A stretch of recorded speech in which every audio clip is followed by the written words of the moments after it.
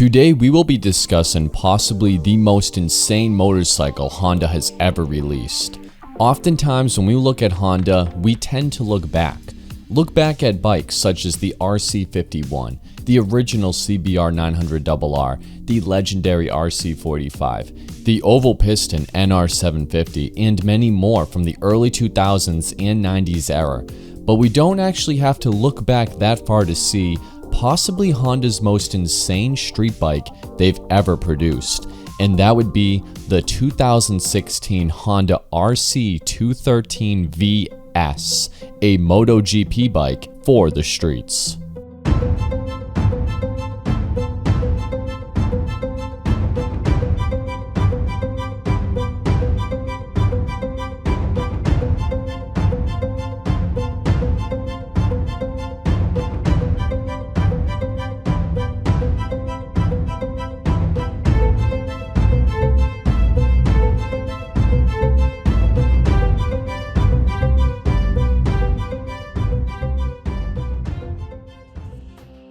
Let's open up this video by first dissecting the name. RC stands for Honda's traditional racing prefix for four-stroke bikes, such as the RC51 for example.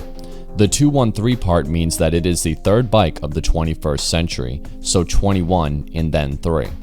And the V part stands for V engine, in our case a V4. And finally we have the S, which makes this bike uniquely special, because the S stands for street legal. Honda's first and only true MotoGP bike offered in street legal trim. Before we dive into the RC213V, I wanted to do a brief summary of the predecessor models that led us to this point, starting with the RC211V, which was produced between 2002 and 2006, and it had a 990cc V5 engine. Because this video is on the RC213V-S, I must be brief here, but I have to mention that a 990cc V5 engine is extremely unusual. MotoGP rules, established for the 2002 season, set a capacity limit to 990cc's. This may seem unusual, but the rationalization of this was to help ensure that the bike manufacturers wouldn't simply pluck their existing 1000cc engines from their road bikes, and also to help settle any possible tensions that could arise from World Superbike as a direct competitor. In addition to the 990cc rule, engines also had to be prototypes. This was to prevent manufacturers from simply de-stroking a production motor to meet the capacity limit. Now there are a few reasons why Honda chose the V5 engine. For one, it was within the rules to do so, but what led Honda to go for a V engine was because it was more narrow than an inline engine. Also, due to the 5 cylinders, Honda was able to really dial in the firing order for optimal power while cornering, and the engine was actually extremely well balanced due to the 3 front cylinders. Because the cylinders were so small, the bike was happy to rev high, and the RC211V was known for having a very smooth power band, credited because of the V5 layout. By the final iteration of the 211V, it weighed 326 pounds and had 252 horsepower. In 2007, the RC212V was released. Now the 212V was overall a step down from the 211V because engine capacity had to be reduced to 800cc's and the V5 was replaced with the V4. The reason being MotoGP rules changed in 2007 that the engine capacity limit was reduced from 990 to 800cc's. The rule change was an attempt to try and make the sport more safe for the riders, as they felt the bikes were too powerful in their 990cc form. However, this backfired as the 800cc bikes proved to be actually more dangerous due to many different reasons, mainly because the 800cc bikes relied heavily on peaky power bands in order to make the most amount of power possible. The result of this was many more high sides and violent crashes. Ironically, MotoGP's plan backfired. In an attempt to make their sport safer, they actually made it more dangerous.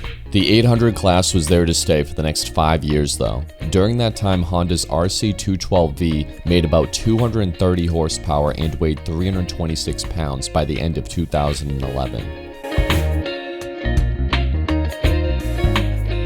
And in 2012, MotoGP admitted that they were wrong. They changed the rules once more to allow for up to a 1000cc capacity and a limit of 4 cylinders and a maximum of an 81mm cylinder bore.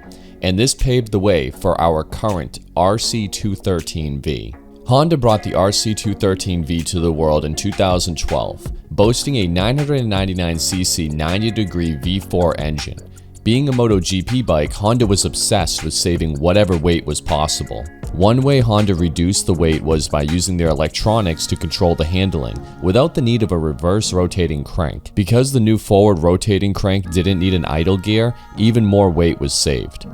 Another weight reduction came when Honda changed to the larger engine. They widened the angle of the cylinder heads from 75-degree angle to 90-degree angle, which allowed them to increase the displacement without raising the center of gravity and gave the engine better primary balance. Because of that, a balance shaft was no longer necessary, and as a result, more weight was saved. However, the 90-degree angle didn't just offer weight reductions, it also allowed for Honda to experiment with their firing order. Honda wanted a firing order that would maximize horsepower.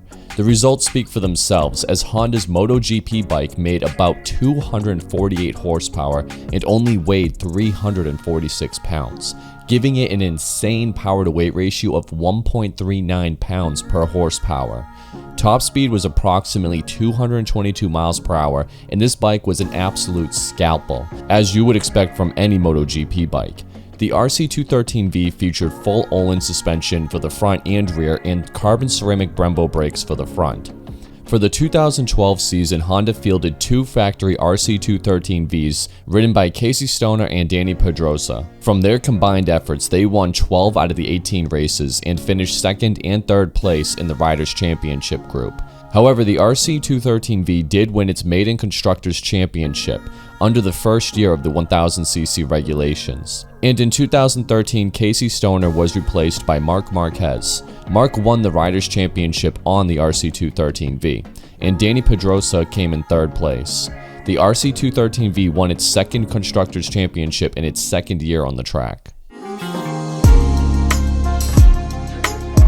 Fast forwarding to 2015, Honda announced the release of the RC213V-S for the 2016 model year.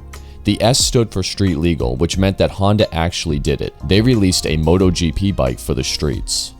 Honda limited production to just 200 handmade units to be released to the public. The RC213V-S is as close to a MotoGP bike as you can get, with around 80% of its parts shared with the MotoGP version.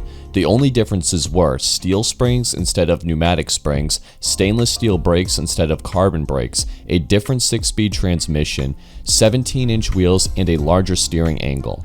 The European models were able to rev to 12,000 RPM, and an optional power kit was available, increasing it to 14,000 RPM. The US models, however, were limited to 9,400 RPM due to sound regulations, and no power kit was available for the US models. So what kind of specs are we working with for the S model? Well, for starters, it only weighs 370 pounds dry, still featuring the same 999cc 90-degree V4 engine, but with a few tweaks to make it slightly more street-friendly. However, the most obvious change is the power output, with the engine being limited to just 101 horsepower for the US model. This engine was robust though, and had titanium connecting rods and a sand-cast aluminum crankcase. The mass of the bike is highly centralized, and it has race-derived features such as an underseat fuel tank and carbon fiber reinforced plastic fairings. What the S model lacked in forbidden horsepower, it tried to make up for in advanced electronics, such as throttle-by-wire, selectable power modes, engine brake control, and traction control with position detect technology. Honda offered their bike in two different flavors, the first being the HRC tricolor scheme, and the second being carbon fiber. The purchase price of such a machine, $184,000 for the MotoGP street bike. An outrageous amount of money for a lot of us, but a bargain for some, as Honda had zero issues selling every last one of them that they produced. Obviously, the two numbers everyone is going to focus on is 101 horsepower and $184,000, but that does not tell the whole story. First off, if you are in Europe, then you are lucky enough to have the ability to purchase the additional closed-circuit kit that boosts the rev limit to 14,000 RPM and consequently unlocks well over 200 horsepower. Secondly, this bike is so much more than just horsepower. The suspension and geometry of this bike is absolutely top of the line. I know we say this a lot in the superbike world, but this is truly a MotoGP bike with lights.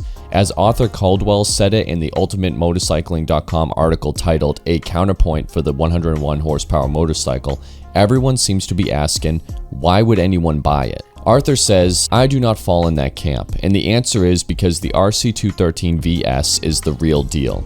It isn't a superbike, it isn't a replica, and it's not the result of trickle-down technology, it is the technology. I couldn't agree more with Caldwell's. The RC213V-S is as close to a MotoGP bike as you can get. I'll link the article in the description and I highly recommend giving it a read. Caldwell's goes into how this engine is the exact same engine as the MotoGP version, and only limited by the technology to satisfy the regulations. But if the ECU was unlocked, you would have the full potential of a MotoGP bike available to you on the streets. And make no mistake, in 2016, this engine was the most powerful engine available on the motorcycle market. After doing all the research, I've come to the conclusion that the $184,000 price tag everyone is complaining about is not overpriced at all. It is actually a bargain. This is a truly special and rare motorcycle, similar to the likes of the R7 but even better. The RC213V-S will be worth millions of dollars someday, as they were rare to begin with and they are only going to get more rare from here on out. This bike will never lose value. In an interesting conversation between a former Honda factory rider Miyagi and development leader Shin Sato discussing what they thought about the RC213V, Miyagi told Sato that he was stunned at just how easy the RC213V was to ride. Later on in the conversation, Miyagi explains further that by easy to ride, he means it's predictable. The bike does exactly what you want it to do. Sophisticated technology keeps the power under control and almost makes the bike forgivable in some ways, such as the anti-wheelie control won't slam the front end down like most bikes of this era. Instead, it will gradually put the bike down, allowing you to put down more power and keep pushing ahead. The handling is so effortless and the weight is so low that you can flick the bike over and it feels like you're not doing any work at all. And with the S model, it offers all of that. It has the electronics to keep the bike smooth. It has the suspension to make the bike corner effortlessly. It has the engine that can rocket the bike well over 200 miles per hour once you are able to unlock it. This is just the full package, and no other bike brings you an experience like this. No amount of mods can make your bike go like this one can. This bike was developed by Honda's racing team and they cut no corners, and every single cent of that $184,000 price tag is justified. Now that we know what this bike is, the history of it, and why it costs so much money, I wanted to take a moment and show you guys some of the costs of the replacement parts for this bike. Like I mentioned earlier, it shares 80% of the same parts as their MotoGP bike. But I just wanted to show you guys how expensive the parts really are. So I went to HondaPartHouse.com and looked up how expensive some of the replacement costs were, and I couldn't believe what I found.